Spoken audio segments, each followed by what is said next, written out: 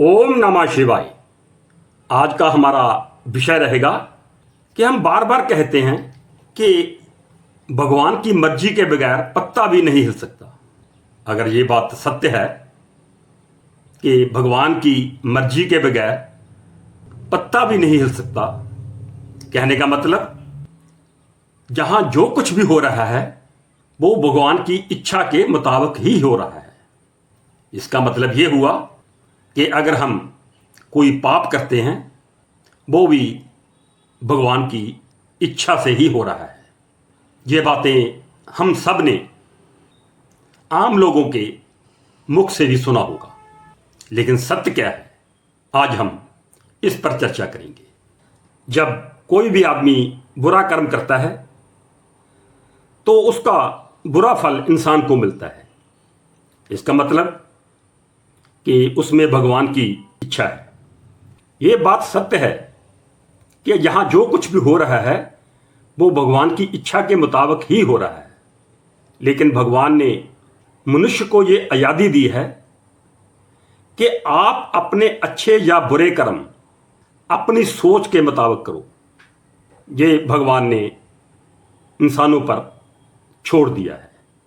अब इंसान के पास दिमाग है, सोच है, पढ़ने के लिए ग्रंथ हैं और बहुत से साधन उपलब्ध हैं कि वो सोच सके कि मेरे से किसी का बुरा तो नहीं हो रहा, मैं जो कर्म कर रहा हूं वो अच्छे कर्म हैं।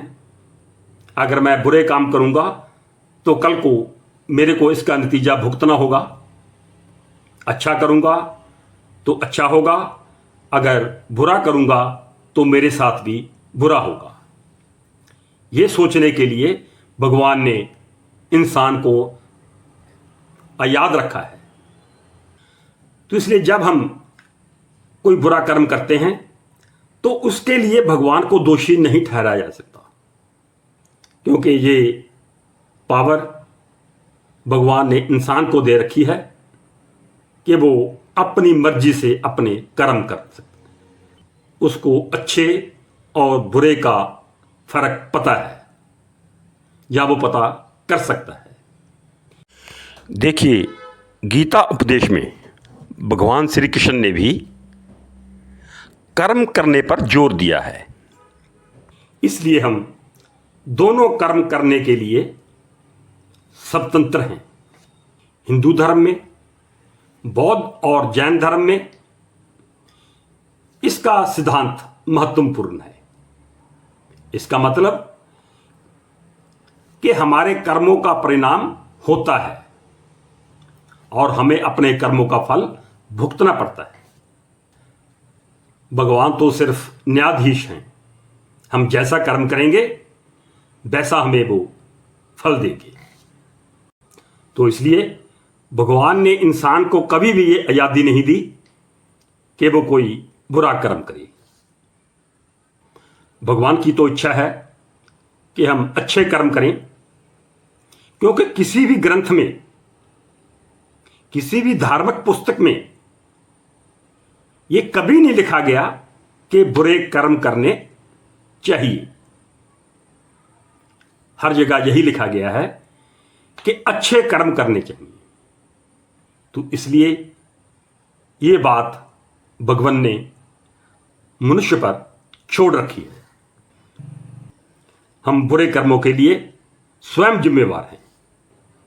मनुष्य को अपने जीवन में होने वाली घटनाओं को भगवान की इच्छा के रूप में ही स्वीकार कर लेना चाहिए और उनके अनुसार ही हर कार्य करना चाहिए।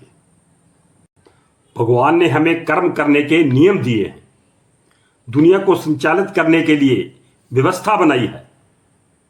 इसलिए ये सब उसकी मर्जी से तो है, लेकिन कर्म करना इंसान के बस में दिया हुआ है। आखिर भगवान हमसे चाहते क्या हैं? प्रेम, भक्ति, न्याय, दया, सच्चाई, आध्यात्मिक विकास, बस यही कुछ चाहते हैं।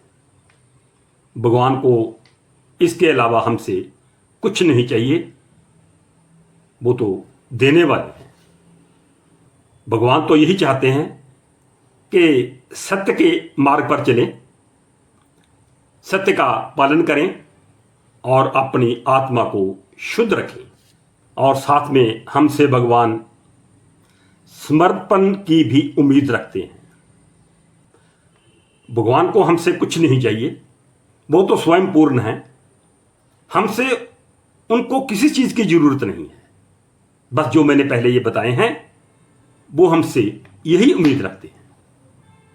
हमें न्यायपूर्ण और दयालु होना चाहिए, दूसरों के साथ सम्मान और निष्पक्षता से व्यवहार करना चाहिए। हमें किसी पक्षपात में नहीं पड़ना चाहिए।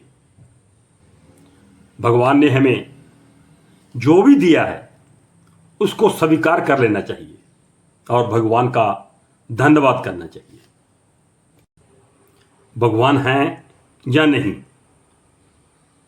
भगवान हैं, इसका परिणाम आज तक कोई नहीं दे पाया, क्योंकि यह मानवीय समझ से परे है। आज तक ऐसी कोई लेबोरेटरी नहीं बनी, कोई टेस्ट नहीं बना, कोई मशीन नहीं बनी जो भगवान के अस्तित्व को प्रूव कर सके। यह तो एक विश्वास है कि भगवान हैं। जो विश्वास करता है कि भगवान हैं, बस ये उसके लिए अच्छा कर्म है, क्योंकि भगवान को मानने वाला, भगवान से डरने वाला हर बुरे काम से डरता है। तो इसलिए ये अच्छा है कि हम भगवान पर भरोसा रखें, भगवान को माने और अच्छे कर्म करते चलें, ताकि जो न्यायाधीश भगवान हैं वो हमें अच्छे कर्मों का अच्छा फल दें और हम अपने जीवन में खुशी खुशी रहें। आज की इस विशेष जानकारी देते हुए ओम नमः शिवाय।